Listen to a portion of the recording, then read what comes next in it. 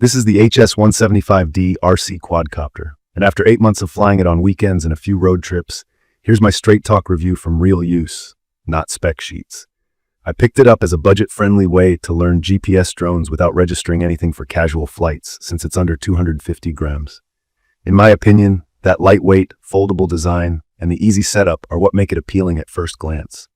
It packs a lot into a small footprint, and mine arrived with spare props, a screwdriver, 2 batteries, and a transmitter. My unit also came with a carry case, which made it simple to toss into a backpack. From my experience, setup is doable for a beginner, but it isn't completely frictionless. Before each flight, I've had to do the compass gyro calibration a fair amount. It's not hard, but it's a routine. Spin horizontally, spin vertically, wait for GPS lock.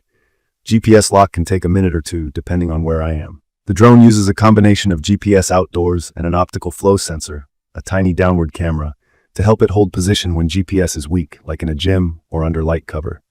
When it's dialed in, hover is respectable in calm air.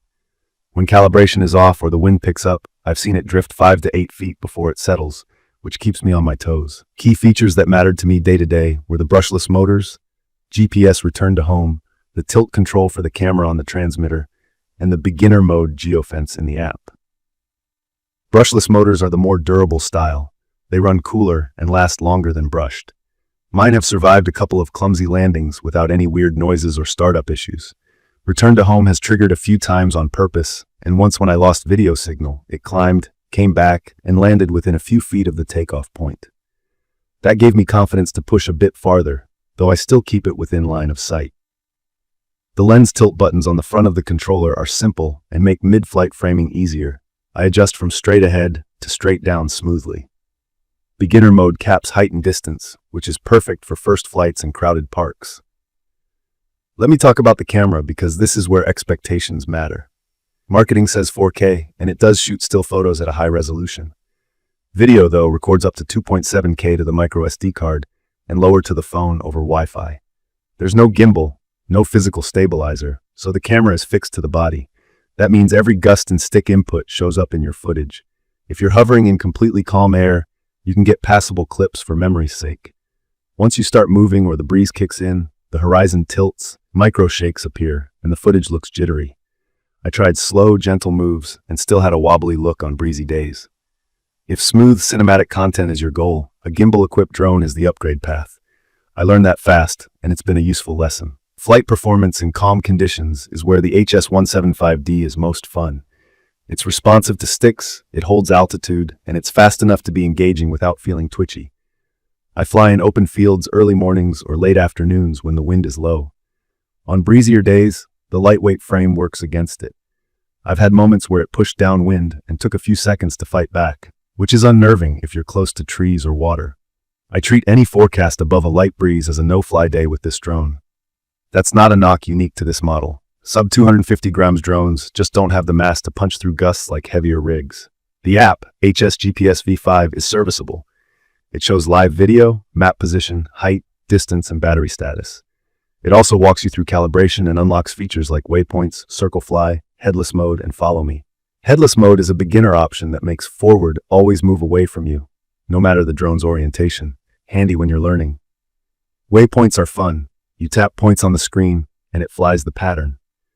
Follow Me tracks your phone's GPS. It works best in open areas with a clear sky view and steady pace. It's not obstacle aware, so I only use it in soccer fields.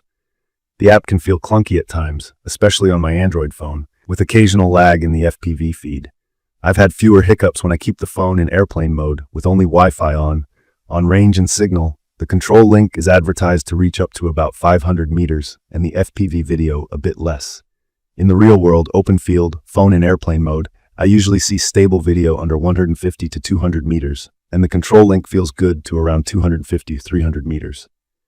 Past that, I start getting choppy video and minor latency.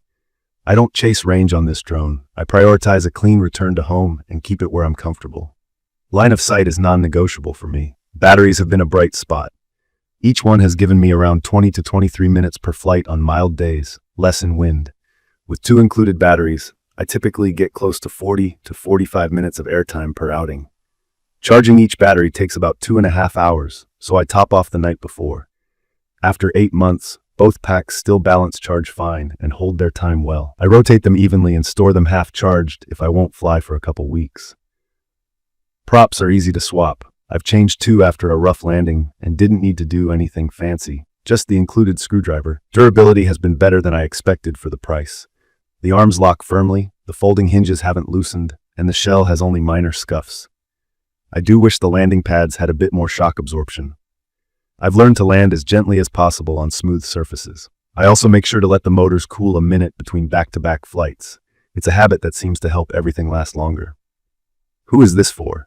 It's perfect for anyone who wants a low-stress way to learn GPS drone basics, takeoffs, landings, orientation, return to home, and quick camera framing, without spending big money or dealing with extra registration in many casual scenarios. If your primary goal is to fly for fun, practice sticks, and experiment with autonomous modes in wide-open spaces, you'll get a lot of value. I'd recommend this for new pilots, cautious hobbyists, and folks buying a first drone for teens who can follow instructions and fly on calm days. If your goal is polished video content, set your expectations. The lack of a gimbal is the line you can't cross with this model. A few practical tips from my experience. Give it a minute for a strong GPS lock before takeoff. Keep the compass clear of metal benches or cars while calibrating. Set a safe return-to-home altitude in the app so it clears trees. Keep it close until you trust your local signal environment, and fly in light wind only. These small habits made my flights smoother and my footage more usable. In my opinion, the HS175D is a thoughtful starter drone with honest strengths and clear limits. It taught me the basics, forced me to respect the weather, and made me a better pilot. It also made me realize what features matter if I want to step up to a more serious camera platform. In conclusion, if you treat it as a learning tool and a fun flyer, it succeeds. If you expect buttery smooth, stabilized video, it will disappoint. From my experience, that's the balanced truth after 8 months. If you found this helpful, please subscribe to the channel and drop your questions or your own HS175D stories in the comments. Thank you for watching.